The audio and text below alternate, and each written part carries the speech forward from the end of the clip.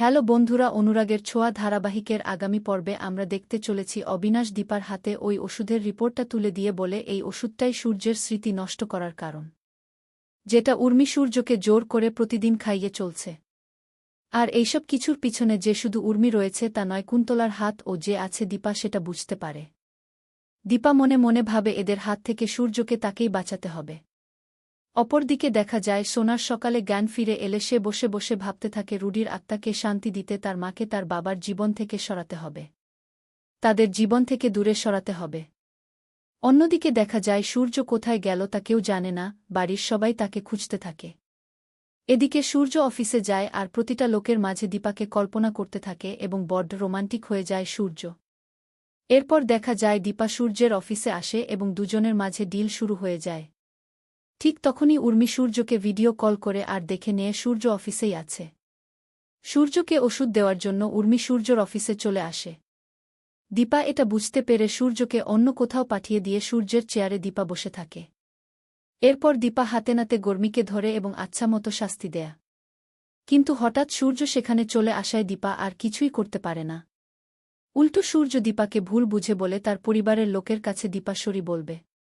দীপা বাধ্য হয়ে সরি বলে এবং উর্মি মনে মনে খুশি হয়ে সূর্যকে নিয়ে সেখান থেকে চলে যায়।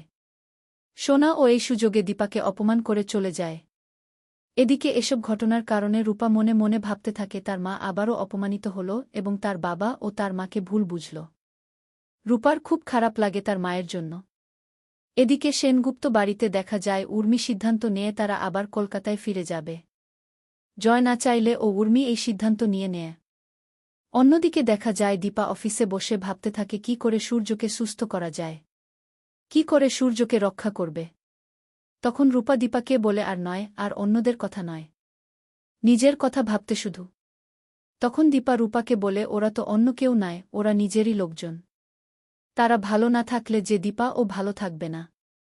এবং দীপা রূপাকে আরও জানায় এবার রূপার সাথে কৃষ্ণর মিল করিয়ে দেবে।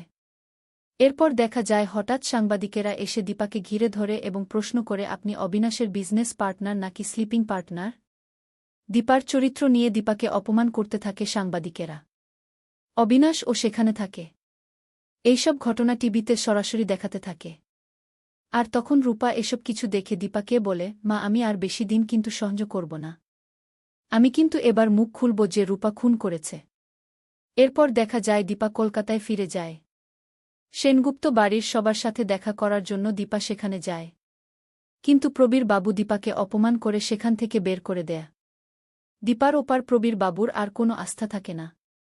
এসব কিছু দেখে সূর্যের খুব খারাপ লাগে। দীপা যখন মন্দির গিয়ে কাঁদতে থাকে সূর্য তখন দীপার পাশে গিয়ে দাঁড়ায়। তো বন্ধুরা, তোমাদের কি মনে হয় সেনগুপ্ত বাড়ির সবাই কি আবার দীপাকে ভুল বুঝবে, সূর্য ও কি দীপার থেকে আবার ও দূরে সরে যাবে? অবশ্যই কমেন্ট করে জানাও তোমাদের মতামত। ভিডিওটি ভালো লাগলে একটা লাইক, শেয়ার এবং সাবস্ক্রাইব করে দিও।